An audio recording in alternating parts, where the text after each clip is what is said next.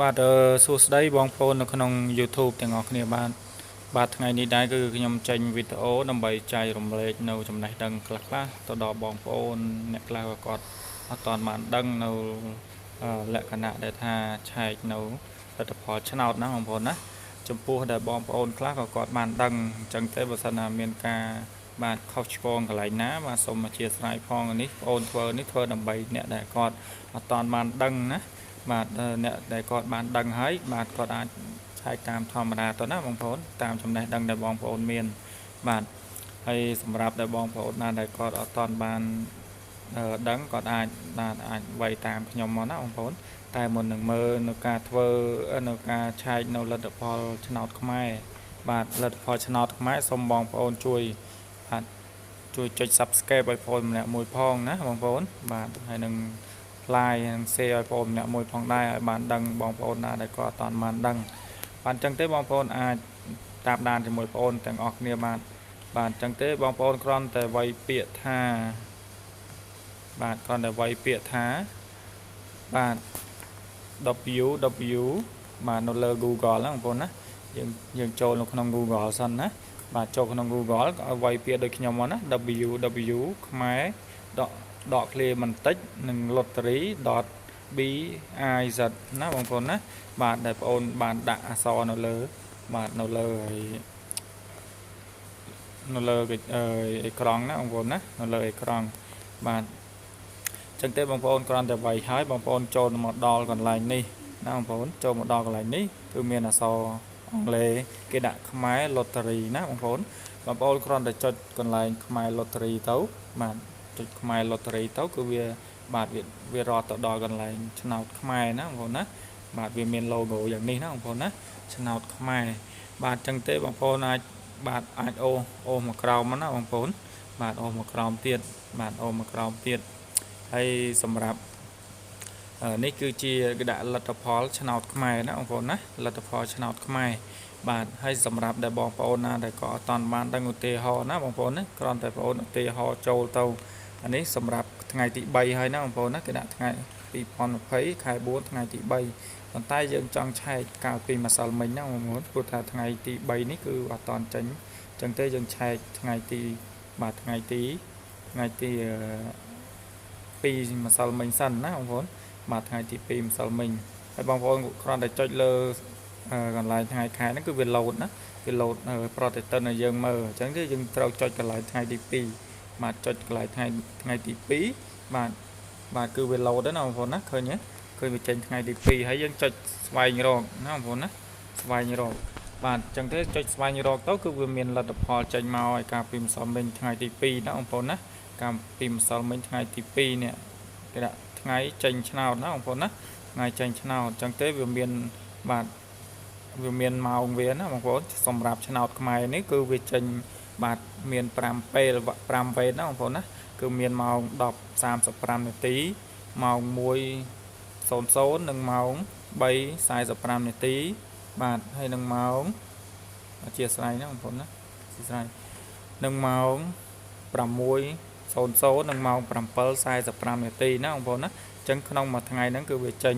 បាទគឺវាចេញ5ដងណាបងប្អូនបាទហើយសម្រាប់បងប្អូនត្រូវក៏លេខមើលថានៅកន្លែងនេះវាមានតាមរង្វាន់វាណាបងប្អូនណារង្វាន់ទី1រង្វាន់ទី2រង្វាន់ទី3និងរង្វាន់ទី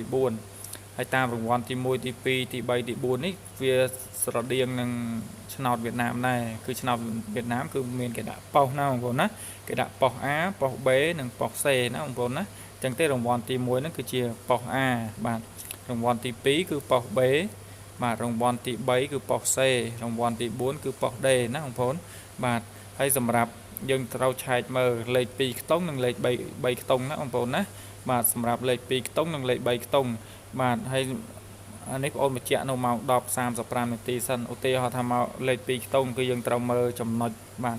ចំណុចដំបូងបាទគឺត្រូវមើលចំណុចដំបូងលេខ2ខ្ទង់គឺមានចេញខ្សែកត់ណាបងប្អូនណាបាទហើយអាហ្នឹងសម្រាប់ប៉ុស្តិ៍ A ណារង្វាន់ទី1នេះគឺសម្រាប់ប៉ុស្តិ៍ A ហើយរង្វាន់ទី2បាទសម្រាប់ប៉ុស្តិ៍ B នេះគឺចេញបាទ83ណាបងប្អូន83អានេះជាលេខ2ខ្ទង់ហើយរង្វាន់ទី3នេះគឺ73បាទ73បាទ ហើយរង្វាន់ទី4នេះបាទប៉ោះដេនេះគឺ40បាទចេញ40បាទហើយសម្រាប់លេខ3ខ្ទង់ណាបងប្អូនបញ្ជាក់លេខ3ខ្ទង់មួយសារទៀតសម្រាប់លេខ3ខ្ទង់គឺបាទប៉ោះ A នេះគឺវាមានចេញកតុយយើងត្រូវមើលកន្លែងកតុយចំណុចពីលេខ2ខ្ទង់ទៅគឺមានកតុយគេដាក់809ហ្នឹងគឺជាលេខ3ខ្ទង់ណាបងប្អូនណាសម្រាប់ប៉ោះ A គឺមាន809បាទហើយអានេះគឺជាចង់និយាយថាគឺវាស្រដៀងនឹងឆ្នោតវៀតណាមតែគ្រាន់តែគឺវាដាក់តាមលេខតាមប៉ោះឲ្យយើងមើលងាយស្រួលយល់ណាបងប្អូនងាយស្រួលមើលបាទហើយសម្រាប់ម៉ោង1ម៉ោង3ម៉ោង6ម៉ោង7ហ្នឹងគឺដូចតែគ្នាទេណាបងប្អូនយើងត្រូវមើលចំពោះលេខ2ខ្ទង់បាទយើងត្រូវមើលចំណុចដំបូងណាលេខនៅក្បាលណាលេខក្បាលដូចគ្នាទាំងអស់ណានេះក៏បងប្អូនបាទគឺប្រត់ឧទាហរណ៍នៅម៉ោង10:35អញ្ចឹងទេគឺបងប្អូនអាចយល់ហើយបាទគាត់អាចឆែកដឹងគឺគាត់ដឹងហើយថាលទ្ធផលឆ្នោតចេញម៉ោងនេះគឺដឹងហើយថាលេខ2ខ្ទង់ចេញអីលេខ3ខ្ទង់ចេញអីអញ្ចឹងគឺបងប្អូនឧទាហរណ៍ឲ្យបងប្អូនបានដឹងហើយសម្រាប់បាទដែលបងប្អូនប្រាប់បាញ់មិញបាទអញ្ចឹងទេការឆែកនៅតម្រុយឆ្នោតរបស់បងប្អូនសម្រាប់ថ្ងៃបាទសម្រាប់ថ្ងៃទី2នេះគឺមានតែប៉ុណ្្នឹងឯងណាបងប្អូនបងប្អូនជឿជាក់ថាបងប្អូននឹងបានយល់ណាបានយល់ព្រោះថានេះបងប្អូនបញ្ជាក់នឹងបាទរៀបរាប់នៅអ្វីដែលបងប្អូនមានចំណេះដឹងខ្លះព្រោះថាបងប្អូនខ្លះគាត់អត់ចេះឆែកណាអត់ចេះឆែកនៅលទ្ធផលឆ្នោតខ្មែរបាទលទ្ធផលឆ្នោតខ្មែរណាបងប្អូនបាទហើយសម្រាប់បងប្អូនណាដែលគាត់ចង់តាក់ទងនៅបាទតម្រុយឆ្នោតរបស់បងប្អូនធ្វើតម្រុយឆ្នោតខ្មែរណាបងប្អូនណាក៏អាចតាក់ទងតាមរយៈលេខទូរស័ព្ទពីខ្សែដែលបងប្អូនដាក់នៅលើអេក្រង់នេះណាបាទគឺបងប្អូនដាក់នៅលើអេក្រង់បាទហើយសម្រាប់បងប្អូនដែលគាត់លេងឆ្នោតវៀតណាមក៏មានដែរតែគ្រាន់ថាឥឡូវមួយរយៈនេះគឺឆ្នោតវៀតណាមគេបិទអញ្ចឹងទេបងប្អូនអត់បានធ្វើដោយសារគេបិទមួយរយៈអញ្ចឹងទេបងប្អូនធ្វើឆ្នោតខ្មែរសិនណាបងប្អូនបាទអញ្ចឹងទេបងប្អូនធ្វើឆ្នោតខ្មែរបងប្អូនយកទៅលេងសិនបាទហើយឆ្នោតខ្មែរគឺងាយស្រួលលេងទេណាបងប្អូនណាលេងបាទគឺបងប្អូនបញ្ជាក់ឲ្យអ្នកដែលគាត់ចូលសមាជិកគឺបងប្អូនបញ្ជាក់ឲ្យគាត់បាទតាមប៉ុស្តិ៍ណាបងប្អូនលេខទៅពីខ្ទង់ទេបាទចឹងដោយបងប្អូននិយាយចឹងណាបងប្អូនណាបងប្អូនណាដែលគាត់ចង់តាក់ទងនៅការធ្វើតម្រុយរបស់បងប្អូនអាចតាក់ទងតាមរយៈដែលបងប្អូនប្រាប់ខាងលើណាបាទអញ្ចឹងទេការប្រាប់ពីរបៀបឆែកនៅលទ្ធផលឆ្នោតខ្មែរបាទមានតែប៉ុណ្នេះឲ្យបងប្អូនសូមបញ្ជាក់បន្តិចណាបងប្អូនសូមបញ្ជាក់ថាសម្រាប់ឆ្នោតខ្មែរណាបងប្អូនសម្រាប់ឆ្នោតខ្មែរគឺបងប្អូនឲ្យសម្រាប់ឆ្នោតខ្មែរគឺឆែករបៀបនេះណាបងប្អូនណាដែលចូលទៅគឺមានឆ្នោតបាទឆ្នោតរបៀបនេះគឺមានឆ្នោត logo ឆ្នោតខ្មែរងាយស្រួលងាយឈ្នះបើសិនជាឆ្នោតខ្មែរខ្លះគឺវាមានច្រើនប្រភេទណាបងប្អូនច្រើនប្រភេទបើសិនប្រភេទផ្សេងគឺបងប្អូនអាចបានធ្វើឲ្យទេប៉ុន្តែបើសម្រាប់ប្រភេទនេះបាទសម្រាប់ឆ្នោតខ្មែរប្រភេទនេះអាចឆែកនៅក្នុង Google នេះគឺបងប្អូនធ្វើឲ្យតែសម្រាប់លេខឆ្នោតខ្មែរផ្សេងគឺបងប្អូនអាចបានធ្វើឲ្យទេណាបងប្អូនគឺបងប្អូនធ្វើតែសម្រាប់តែឆ្នោតខ្មែរនេះទេអញ្ចឹងទេបងប្អូនណាដែលគាត់លេងនៅលទ្ធផលឆ្នោតខ្មែរនេះចាំតាក់ទងមកបងប្អូនណាបើសិនតែក្រៅពីឆ្នោតខ្មែរហ្នឹងគឺបងប្អូនអត់ទទួលធ្វើទេណាបងប្អូនបាទជាស្មាយផងព្រោះថាបងប្អូនធ្វើតែសម្រាប់ឆ្នោតខ្មែរនេះទេបាទអញ្ចឹងទេបងប្អូនណាអធិស្ឋានផងនៅការ